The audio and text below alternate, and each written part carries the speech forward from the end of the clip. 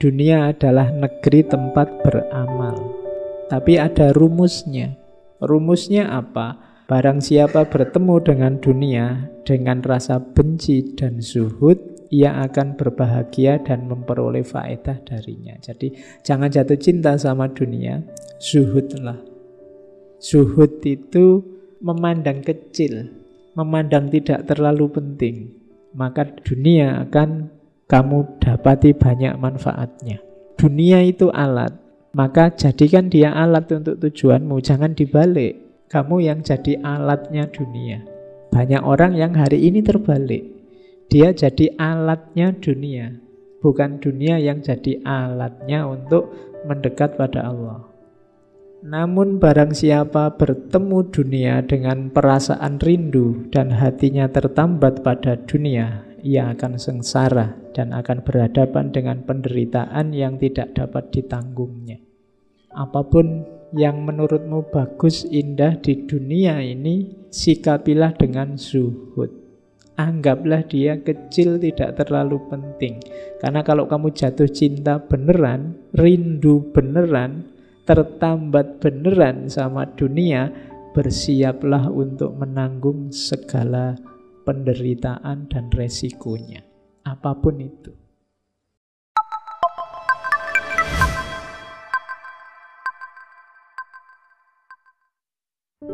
Bismillah, kita mulai lagi ngaji kita. Bulan ini kita ambil tema muhasabah. Maka kita ambil tokoh-tokoh sufi besar untuk membantu kita melakukan muhasabah. Malam ini kita temui beliau. Mungkin teman-teman sudah akrab, sering mendengar namanya.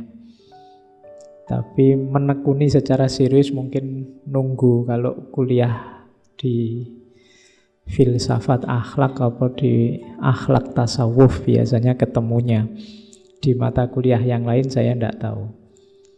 Tentang beliau ini mungkin yang belajar ilmu kalam pernah mendengar cerita beliau dengan salah seorang muridnya yang terkenal sekali, namanya Wasil bin Atok.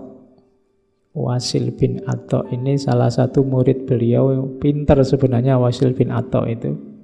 Wasil bin Atok itu, di antara uniknya Wasil bin Atok itu cadel, tidak bisa ngomong R. Kalau Arab ya ro, tidak bisa ngomong ro, agak cadel lidahnya. Tapi karena beliau ini pinter, misalnya ceramah apa pidato apa ngomong apa itu, beliau selalu bisa menghindari huruf ro. Oh, itu tidak sembarangan kan ngomong, kok bisa menghindar terus dari huruf ro itu. Di antara pinternya Wasil bin Atok. Suatu ketika ada orang bertanya pada Syekh Hasan Al-Basri ini, Syekh, hari ini saya melihat ada kelompok di kalangan kita yang suka mengkafir-kafirkan. Dulu ya, bukan sekarang, zamannya Imam Hasan Basri. Ada yang bilang bahwa begitu orang melakukan kesalahan, melakukan dosa, maka dia kafir. Tapi ada juga yang mungkin kalau bahasa ini terlalu santai. Orang melakukan salah apapun tetap pokoknya dia masih mukmin. Itu kalau zaman itu kan dikenal perdebatan antara kelompok Khawarij dan cabang-cabangnya juga kelompok Murji'ah. Yang satu bilang oke saja masih mukmin meskipun melakukan dosa, yang satu bilang ndak, sudah kafir. Terus yang benar yang mana? Kalau ada orang melakukan dosa itu dia masih mukmin apa sudah kafir? Sebelum Imam Hasan Al-Basri jawab, Wasil bin Atok angkat tangan. Jadi tanpa diminta untuk jawab, Wasil bin Atok jawab, menurut saya orang ini tidak kafir, ya tidak mukmin. Itu nanti jadi cikal bakal lahirnya pandangan yang dikenal dalam teologi Mu'tazilah namanya manzilah bainal manzilatain. Satu tempat di antara dua tempat. Kapan-kapan ya tema ini. Kita mau Syekh Hasan Basrinya ini. Jadi ada muridnya nyerobot jawaban, tapi beliau tidak marah. Beliau cuma bilang, karena setelah itu Wasil bin Atha setelah jawab itu berdiri terus nyari sudut masjid yang lain untuk mojok bikin kajian lain yang baru. Imam Hasan Basri cuma komentar, i'tazala anna Wasil. Wah, Wasil sekarang sudah misah nih dari kita. Jadi tidak marah-marah, tidak. Kamu murid kayak gimana? Kamu enggak. Beliau enggak marah-marah, cuma komentar i'tazala anna Wasil. Ada yang bilang dari sinilah nanti muncul istilah Wasil dan kawan-kawan disebut kelompok Mu'tazilah. Oke. Imam Hasan Al-Basri ini termasuk tabi'in. Gurunya adalah para sahabat besar.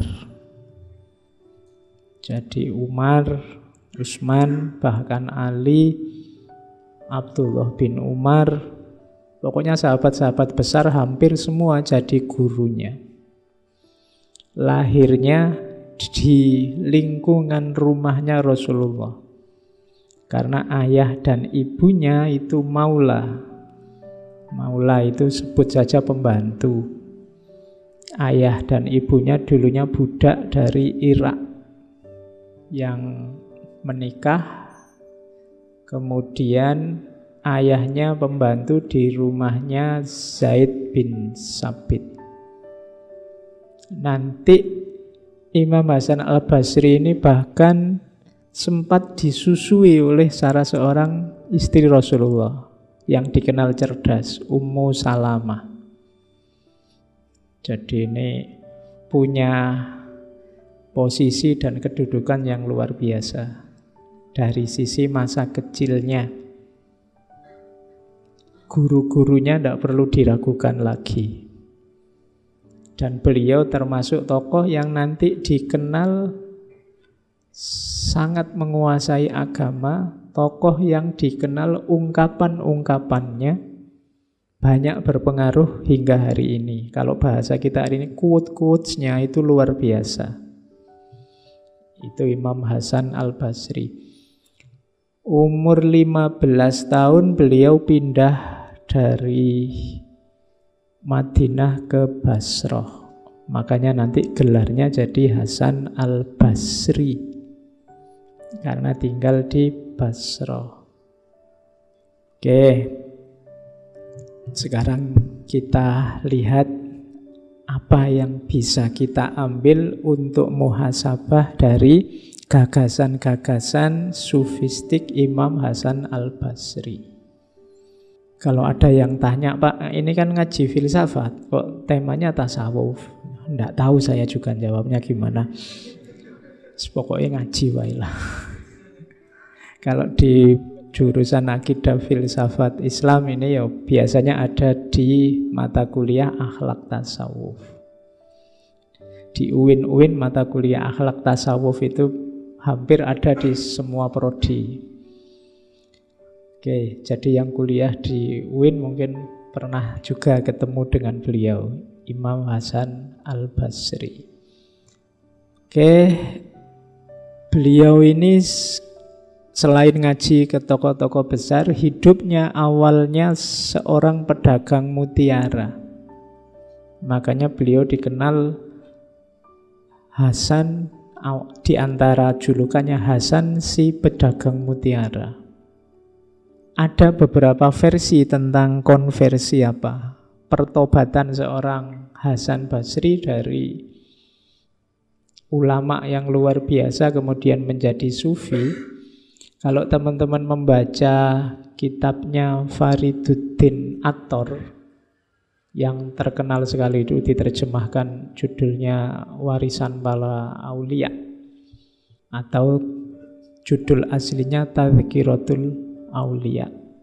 Jadi Hasan Basri ini satu ketika datang ke seorang kliennya jual beli mutiara, kebetulan seorang perdana menteri di daerah Bizantium. Bizantium itu satu kota di Yunani kuno yang nanti zaman Romawi namanya ganti Konstantinopel, zaman Turki Utsmani ganti jadi Istanbul. Nah, Perdana Menteri ini satu ketika ngajak Imam Hasan al-Basri ini jalan-jalan ke satu tempat. Jadi di kerajaan itu di satu tempat ada satu tenda. Di tenda itu pas Hasan al-Basri ke sana tiba-tiba datang ratusan pasukan. Kemudian merubungi tenda itu, ngomong-ngomong apa sedikit terus pergi. Kemudian setelah ada pasukan datang ulama-ulama, orang pinter, filosof, cendekiawan, ratusan juga. Muter-muter di tenda itu ngomong-ngomong sebentar terus pergi. Setelah itu datang juga perempuan-perempuan cantik. Muter-muter juga di tenda itu terus pergi juga. Terakhir datang orang-orang tua. Muter di situ terus pergi. Paling akhir datang rajanya. Muter juga di situ terus pergi. Ini Hasan al-Basri heran. Itu ngapain sih orang-orang itu? Kok muter-muter semua di tenda ngeruneng nggak jelas terus pergi? Cerita sufi itu kan gitu. Menarik kalau diceritakan. Diceritain sama Perdana Menterinya. Di tenda itu, di dalamnya adalah makamnya putra mahkota.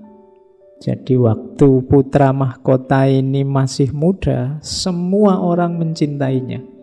Pinter, ganteng, jagoan, pokoknya harapan pemuda-pemudi bangsa negara. Dia semua mengharapkan dia nanti mengganti raja. Tapi terus masih di usia muda tiba-tiba sakit. Semua dokter kerajaan tidak bisa ngatasi dan akhirnya meninggal. Dan dimakamkan di situ yang ada tendanya. Nah, orang tadi yang datang muter-muter ngeruneng itu sebenarnya sedang semacam muhasabah atau apa ya. Jadi misalnya yang pasukan tadi muter-muter di situ, yang diucapkan apa? Wahai pangeran, kalau yang melawanmu, kalau yang membuatmu sakit, membuatmu mati adalah pasukan yang bisa kami lawan, kami siap mengorbankan nyawa untuk membelamu. Tapi yang membuatmu sakit dan meninggal adalah sesuatu yang tidak mungkin kami lawan. Muter-muter terus pergi. Selanjutnya datang lagi orang-orang pinter, para ulama. Wahai putra mahkota, kalau yang bisa menyelamatkanmu adalah ilmu, pengetahuan, filsafat, kami siap melawannya. Terserahlah, butuh santri ngaji filsafat berapa tak kerahkan. Tapi yang datang mengambil nyawamu adalah sesuatu yang tidak terlawan bahkan oleh kepandaian kami.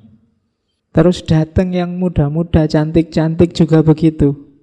Kalau bisa kami tukar nyawamu, keberadaanmu dengan kecantikan kami, dengan keindahan kami, kami semua siap.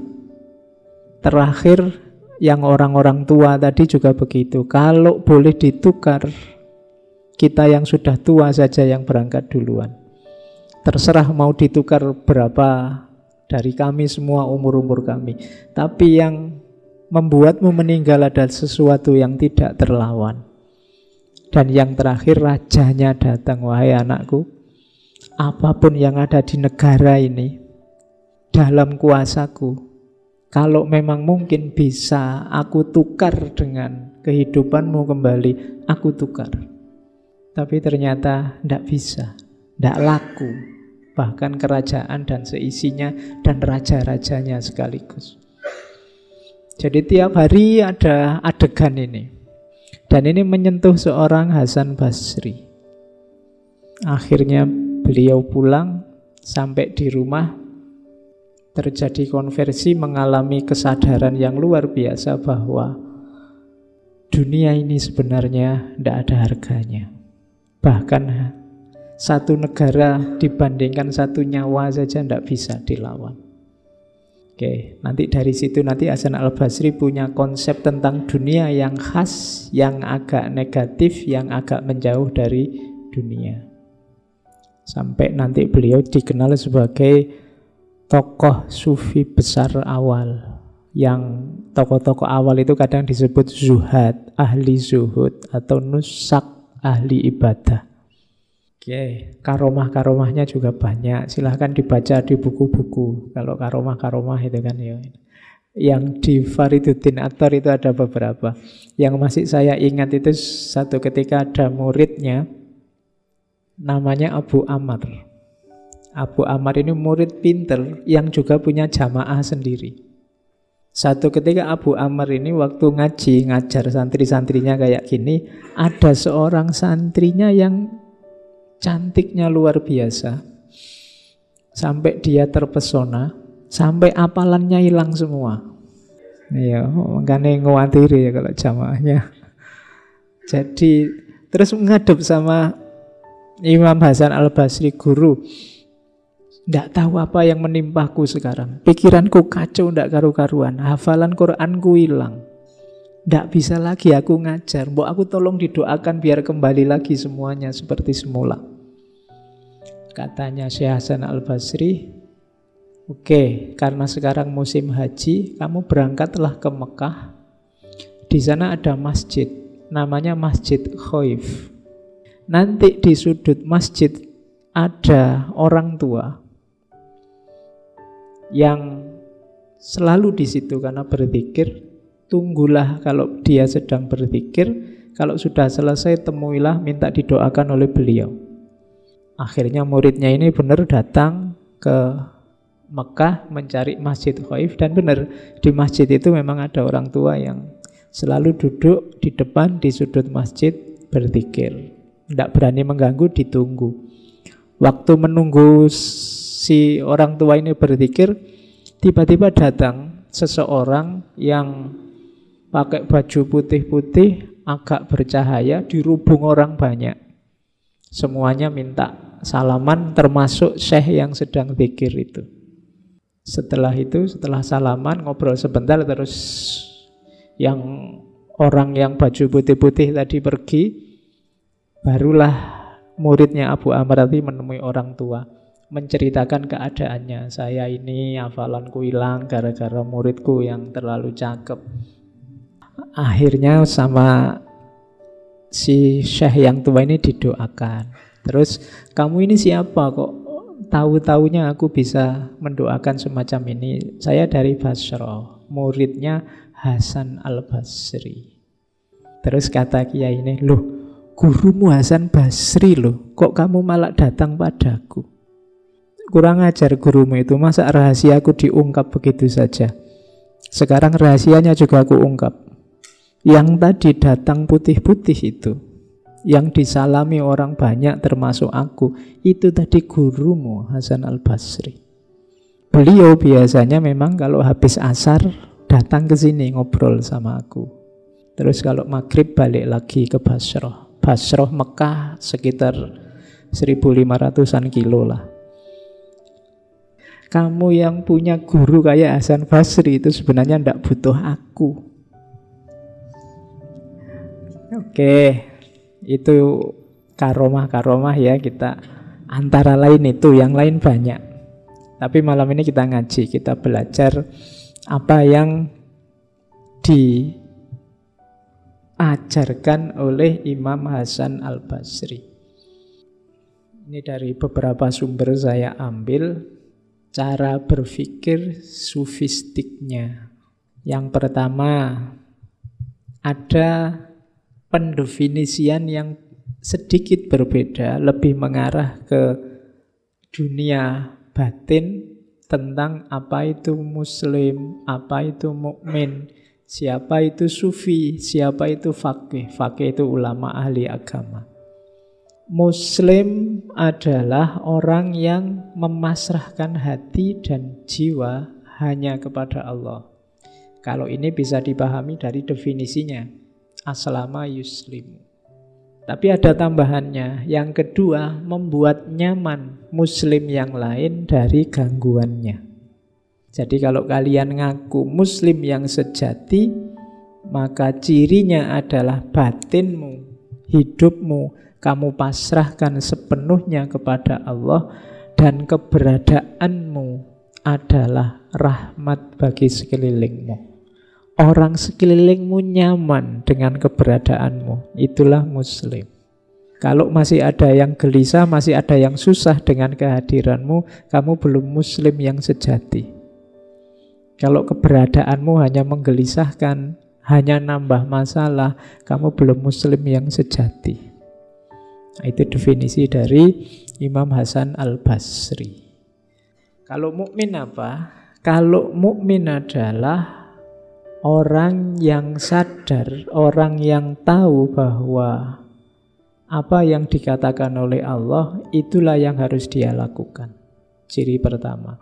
Terus dia takut pada Allah. Kemudian yang kedua, kalau dia menafkahkan hartanya atau beramal, seolah-olah dia tidak tahu. Dia tidak merasa kehilangan apa-apa. Tidak ada satupun barang dunia yang dia eman. Itu mukmin. Jadi bedanya muslim sama mukmin, kalau muslim itu kepasrahan jiwa dan kerahmatan kehadiranmu dalam lingkunganmu. Kalau mukmin itu perilaku seorang yang percaya terhadap firman Allah, kemudian orang yang hanya takut pada Allah, dan orang yang tidak perhitungan saat melakukan kebaikan. Itu mukmin. Nah, itu definisinya memang definisi sufistik. Kalau sufi apa? Sufi adalah orang yang hatinya isinya hanya Allah, selalu bertakwa pada Allah. Kalau bicara selalu benar, menepati janji, suka silaturahim, menyayangi yang lemah, tidak memuji diri, dan mengerjakan yang baik-baik. Saya bilang ini tadi bahannya muhasabah. Kalian kan ngaku muslim, sudah muslim beneran apa enggak? Kalian ngaku mukmin, sudah mukmin beneran apa enggak? Kalau sufi saya enggak tahu kalian ngaku sufi apa enggak. Kalau fakih, ini bagi yang ngaku ulama, ngaku kiai, ngaku ahli agama, definisinya mungkin agak berbeda. Kalau menurut Imam Hasan Al-Basri, fakih adalah orang yang zahid terhadap dunia. Jadi berarti fakih itu harusnya orang yang tidak lagi butuh dunia, senang akhirat. Kemudian orang yang memahami agamanya, kalau ini pasti. Kemudian orang yang senantiasa beribadah, berarti menjalankan ilmunya. Kemudian orang yang warok. Warok itu orang yang mampu mengendalikan diri untuk tidak melakukan hal-hal yang tercela. Kemudian orang yang menjaga kehormatan kaum muslimin dan harta mereka, tidak saling menjatuhkan. Jadi di antara cirinya ahli agama, fakih itu menjaga kehormatannya siapapun. Berarti tidak posting apapun yang jelek-jelek tentang muslim yang lain. Kalau masih ada indikasi itu berarti belum fakih. Dan yang terakhir menjadi penasehat dan pembimbing bagi masyarakatnya. Nah, ini untuk kalian yang mungkin makomnya sudah fakih, ayo dicek sudah punya karakter ini apa belum. Kalau belum ya belajar.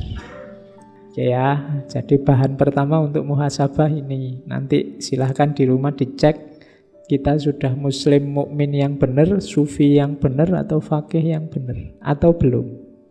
Kalau belum ya tahun depan diperbaiki. Oke, terus kita mulai gagasan-gagasannya ya. Tadi di depan saya bilang Imam Hasan Al-Basri itu punya pandangan yang agak pesimis tentang dunia. Sebenarnya hampir semua sufi juga begitu. Katanya Imam Hasan Al-Basri, dunia ini seperti ular, terasa mulus kalau disentuh tangan, tetapi racunnya dapat mematikan. Maka hati-hatilah dengan dunia. Ular itu kan halus. Kalau tidak percaya kamu lus-lus kalau berani. Kenapa kamu takut sama ular? Karena racunnya dapat mematikan. Harusnya kamu kalau takut dekat atau menyentuh ular, seperti itulah sikapmu pada dunia. Biar tidak sembrono. Yang kedua, dunia ini adalah janda tua yang telah bungkuk dan beberapa kali ditinggal mati suaminya. Maksudnya apa? Banyak loh sebelumnya orang yang jatuh cinta sama dunia. Dan orang itu sekarang mati sudah. Maka dunia ini posisinya janda. Jadi orang yang jatuh cinta sama dunia itu sebenarnya kalian sedang jatuh cinta sama janda. Kenapa? Sebelum kamu sudah banyak yang sudah jatuh cinta sama dunia. Dan orangnya sudah banyak juga yang meninggal. Berarti kan kamu dapat bekasnya mereka. Itu pun kamu senangnya setengah mati sama dunia. Jadi dunia itu janda tua yang bungkuk, yang sudah beberapa kali ditinggal mati suaminya. Beberapa kalinya itu bisa jumlahnya ratusan juta itu sudah. Sejak zaman Nabi Adam sampai hari ini. Jadi seperti itu Imam Hasan Al-Basri memahami dunia. Oke, lah terus diapain dunia ini? Dunia adalah negeri tempat beramal. Tapi ada rumusnya. Rumusnya apa? Barang siapa bertemu dengan dunia dengan rasa benci dan zuhud, ia akan berbahagia dan memperoleh faedah darinya. Jadi jangan jatuh cinta sama dunia, zuhudlah. Zuhud itu memandang kecil, memandang tidak terlalu penting. Maka dunia akan kamu dapati banyak manfaatnya. Nanti di quotes yang lain katanya Imam Hasan Al-Basri, dunia itu alat. Maka jadikan dia alat untuk tujuanmu, jangan dibalik. Kamu yang jadi alatnya dunia. Banyak orang yang hari ini terbalik. Dia jadi alatnya dunia. Bukan dunia yang jadi alatnya untuk mendekat pada Allah. Namun barang siapa bertemu dunia dengan perasaan rindu dan hatinya tertambat pada dunia, ia akan sengsara dan akan berhadapan dengan penderitaan yang tidak dapat ditanggungnya. Apapun yang menurutmu bagus, indah di dunia ini, sikapilah dengan zuhud. Anggaplah dia kecil, tidak terlalu penting. Karena kalau kamu jatuh cinta beneran, rindu beneran, tertambat beneran sama dunia, bersiaplah untuk menanggung segala penderitaan dan resikonya. Apapun itu. Harta itu terlalu sedikit membuatmu gelisah, terlalu banyak membuatmu bingung. Apalagi pasangan, istri, suami, terlalu jelek kamu stres, terlalu cantik kamu ya stres. Kalau terlalu tertambat susah. Jabatan juga begitu, pangkat juga begitu, kedudukan juga begitu. Begitu kamu terlalu terikat ke sana, siap-siaplah menanggung resikonya. Jadi ini pandangannya Imam Hasan Al-Basri tentang dunia. Masih ada lagi. Tidaklah gambaran kehidupan dunia ini seluruhnya dari awal sampai akhir kecuali seperti orang yang tidur. Dia melihat dalam tidurnya apa yang dia senangi, kemudian dia tersadar bangun. Ini mirip dulu Imam Ghazali yang mengibaratkan jangan-jangan hidup kita ini kayak mimpi. Enggak kok Pak, ini nyata kok Pak. Loh kamu pas mimpi juga begitu, rasanya kayak nyata. Begitu bangun kamu sadar bahwa oh alah ternyata mimpi. Besok mungkin begitu kamu meninggal, ganti alam, kamu baru sadar bahwa oh ternyata dunia yang heboh kemarin itu rasanya hanya kayak mimpi. Yang sejati sekarang di sini, yang kemarin itu hanya permainan. Bisa jadi begitu. Itu kan di Imam Ghazali. Nah, Imam Hasan Al-Basri jauh sebelumnya sudah mengisyaratkan dunia ini kayak orang tidur. Begitu kamu bangun nanti kamu tahu yang sejati. Sekarang sih seolah-olah ini sejati. Sesuatu yang fana, betapapun banyaknya, tidak akan menyamai sesuatu yang baqo, betapapun sedikitnya. Waspadalah terhadap negeri yang cepat datang dan pergi, serta penuh tipuan. Ini di antara quotes-nya untuk menunjukkan betapa dunia ini jangan terlalu diberati oleh hatimu. Dunia itu hanya 3 hari saja, kemarin, besok, dan hari ini. Hari kemarin sudah pergi, sudah lewat. Hari besok mungkin kita tidak menjumpai. Wong ya tidak jelas kita besok masih ada apa ndak. Satu-satunya yang jelas cuma hari ini, jam ini, bahkan detik ini. Ini yang jadi milik kita, maka manfaatkanlah sebaik-baiknya. Jadi maksudnya Imam Hasan Al-Basri, detik yang tadi sudah lewat. Detik yang akan datang kita tidak tahu situasi kita seperti apa. Yang dalam kuasa kita hanya detik ini sebenarnya. Maka jangan sia-siakan waktu, manfaatkan setiap detik hidupmu untuk hal-hal yang berguna.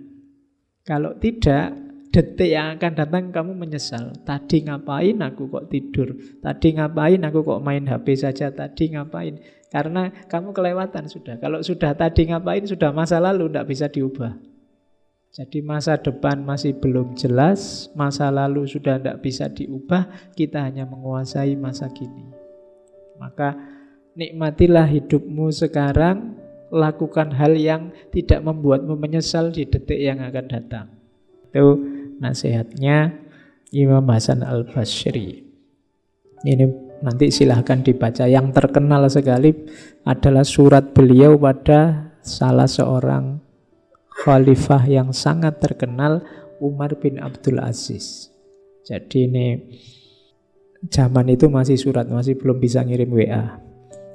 Katanya Imam Hasan Al-Basri kepada Umar bin Abdul Aziz, ini salah satu khalifah kesayangannya para ulama. Amma ba'du wahai Amirul Mukminin, sesungguhnya dunia ini adalah tempat pengembaraan, bukan tempat tinggal untuk selamanya. Nabi Adam diturunkan ke dunia dari surga sebagai bentuk hukuman dari kesalahan yang pernah dilakukannya.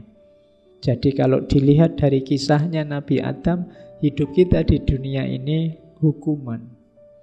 Maka berhati-hatilah dengan dunia. Sesungguhnya orang yang sadar bahwa dirinya akan meninggalkan dunia akan selalu mempersiapkan bekalnya untuk akhirat. Dan orang yang selalu terikat dengan dunia tidak akan sempat beramal untuk bekalnya di akhirat. Setiap saat selalu ada yang menjadi korban tipu daya dunia. Barang siapa yang tersanjung oleh dunia akan terhina. Barang siapa yang cinta dunia akan kekurangan bekal untuk akhirat. Dunia ibarat racun, siapa yang memakannya akan binasa. Wahai Amirul Mukminin, jadilah seperti orang yang sedang mengobati lukanya, selalu sabar menahan perih sesaat demi menghindari penderitaan yang panjang. Memang tidak enak disuruh menafikan dunia itu, karena hidup kita terbiasa dengan segala kenikmatan dunia.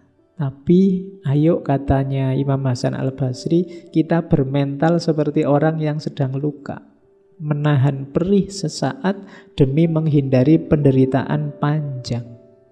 Ia selalu rajin mengobati lukanya agar tidak mengalami rasa sakit berkepanjangan. Kalau kamu tidak bisa perih sesaat, nanti lukamu akan semakin panjang, sakitmu akan semakin lama. Berhati-hatilah dengan dunia yang penuh tipu daya dan khayalan. Dunia terlihat indah, tapi terhias dengan tipuan dan fitnah. Demi Allah, wahai Amirul Mukminin, dunia hanyalah mimpi, sedang akhirat adalah nyata. Di antara keduanya adalah kematian. Banyak para hamba yang terlena dengan mimpinya. Jika engkau selamat dari tipu daya dunia, maka engkau pun juga akan selamat dari huru hara besar kekuasaan. Jadi para pemimpin, kuncimu cuma satu, jangan tertipu oleh dunia. Namun jika engkau tertipu, aku tidak menjamin engkau akan selamat. Nah, ini nasihat untuk para pemimpin. Dan memang menurut Imam Hasan al-Basri, cinta dunia itu dosa besar. Kenapa? Demi Allah, aku tidak takjub terhadap sesuatu seperti takjubku kepada orang yang tidak menganggap cinta dunia sebagai dosa besar.